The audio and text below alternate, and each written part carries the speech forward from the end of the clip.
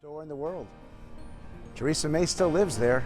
The question is, for how long? Her attempt to shore up her support through the election fell flat with voters, and now there are even whispers that there'll be a challenge to her leadership. But where will that leadership challenge come from? It could be from right around that cabinet table, or perhaps someone from the next generation. We've got three simple questions here. First, she asserts that she will stay until the next general election. Can she? Second, will Conservative MPs allow her to stay? And third, who is best positioned to replace her if they make her go? Our audience consists of strong conservatives and conservative-leaning floating voters, the swing voters that determine which political party controls the government. So while many of the people in this room are not able to vote in a conservative leadership election, they are well placed to tell us how any leader would fare with the public. Word or phrase to describe Theresa May?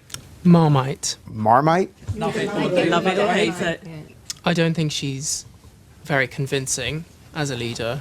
Is your dislike of her because of her policies or because of her attributes? It's because she didn't win. If she had of, it would be a totally different scenario. We would have all woken up the next day and it would have been, Rule Britannia, we're going into this strong, and unfortunately she didn't. And she's not doing the right leadership things. You know, people are popping up beside her, making rather sordid remarks and comments, and she should just oust those people. When she came in to lead, I was very impressed with her, and I thought she was going to make a good leader. And then she put that manifesto out and she alienated so many people, including me. Someone defend her.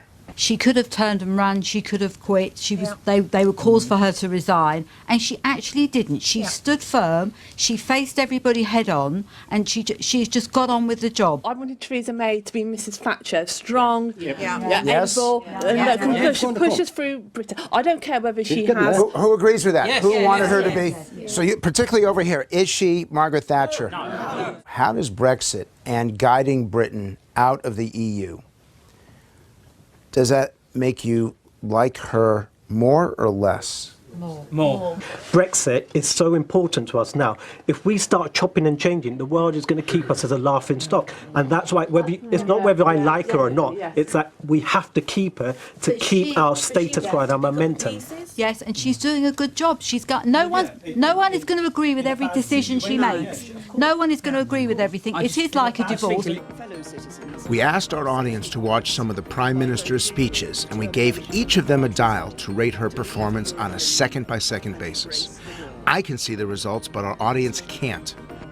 The red line shows what hardcore conservative voters think, and the green line shows what the floating voters think. A score below 50 shows a negative reaction, while anything above a 60 indicates that our audience likes what they hear. It means accepting that the road ahead will be uncertain at times, but believing that it leads towards a brighter future for our country's children and grandchildren too. I've been watching your reaction, and a lot of you are pretty flat. Little bit positive, but only a little bit. She's leading, for many of you, she's leading your party, and she is your prime minister.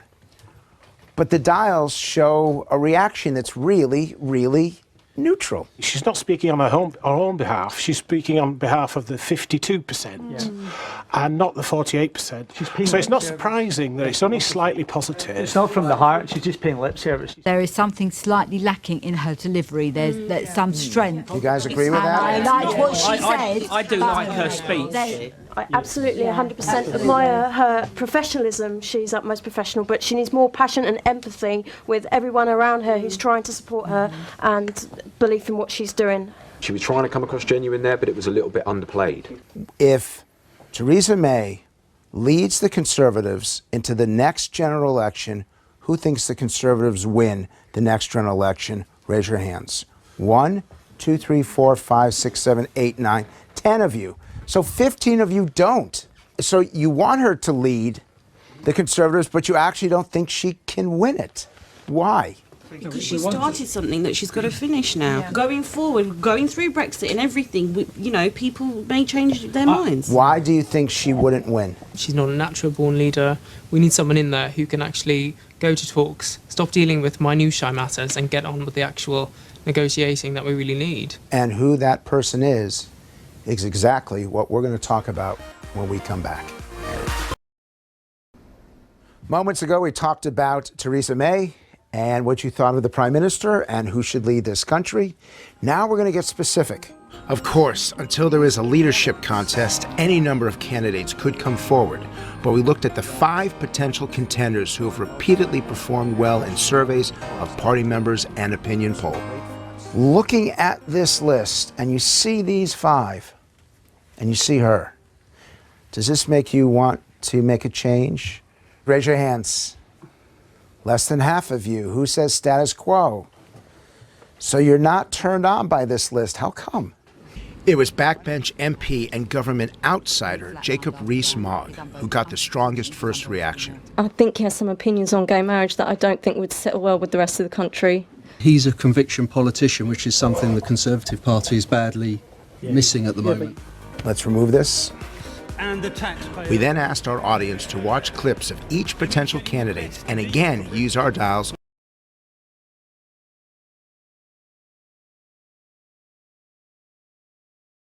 to rate what they saw. A score of over 60 was a positive reaction, and anything under 50 is a negative, with the red line representing loyal conservatives and the green line representing floating conservatives. First up was Brexit Secretary David Davis. This is a historic and positive moment for our nation. Particularly with those on this side, he was off the charts. Why? I think it's quite easy to accept coming from David Davis because he voted to leave, whereas Theresa May voted to remain. So I think there's a lot of credibility in what he was saying. He was just really positive. The passion just came across so clearly. Would you like him to lead Britain through Brexit rather than Theresa May? He's already got a big job. So you want him there? Yeah. We knew what... Then came Jacob Rees-Mogg. Somebody mentioned HS2. I happen to agree that that would not be my priority for spending. I personally would raid the overseas aid budget, which I think is too big. Right at the top of the scales. It's very straight to the point, and people can understand what he's saying, I think. He has a posh accent, but that's not to say that he doesn't know what he's not one of the people. He is one of the people, and he's knowledgeable, and I trust him. He names specific things. Is that a good thing or a bad thing? Good thing. Do they resonate with you? Absolutely. Because? Because the money he wants to move from one place to another is what I would do myself. But what about those views on abortion and same-sex marriage? Hold on. None of these issues are party political. They are issues that are decided by Parliament on free votes. They are not determined by the Prime Minister. What's your reaction to that? What he's doing is he's separating his own religious beliefs from his position as a politician.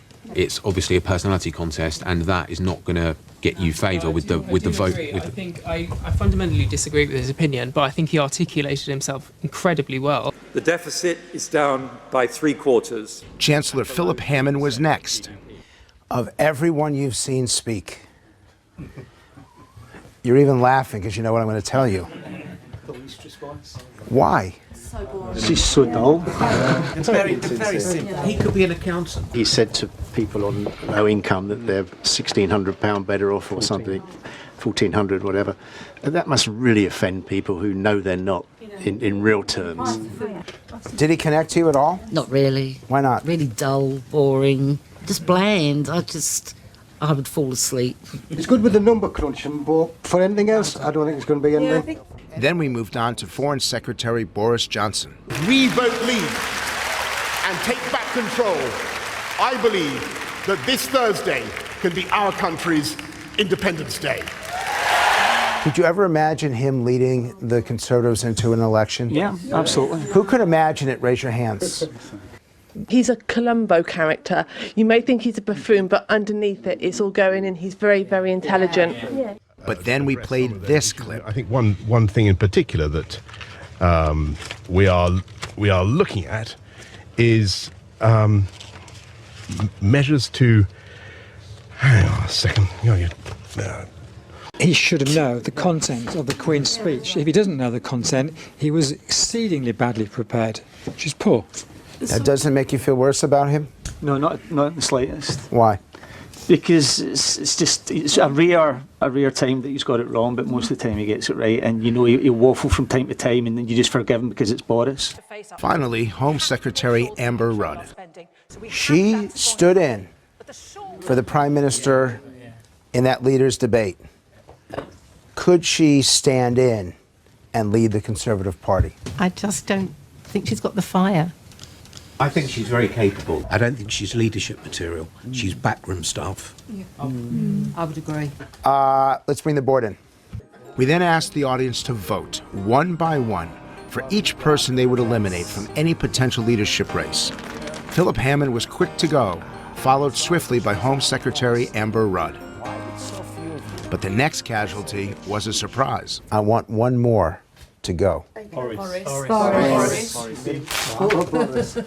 So what's the issue? The Tories need him, but not as Prime Minister. He's the warm-up act. Yeah. The warm-up act. He's the warm-up act. If the decision is... The audience was split on whether Theresa May should be replaced as Prime Minister by one of our two remaining candidates. Even though Britain is leaving, you want her to remain. But I got a definitive response on whether she should stay long-term. And now let's say the negotiations are over, Brexit has happened, and it's time for a new election. All else being equal, who do you want to lead the Conservatives into the next election? Who says the Prime Minister? Not one of you. In my professional history, this is the first time my focus group is unanimous in not supporting the incumbent. And then it was time to determine the winner. Who says Jacob Rees-Mogg? 8, 10, 12. Who says David Davis? 10, 12. 12, and someone who doesn't like either of them. Ladies and gentlemen, this is your government. You didn't frankly have the balls to put country before party.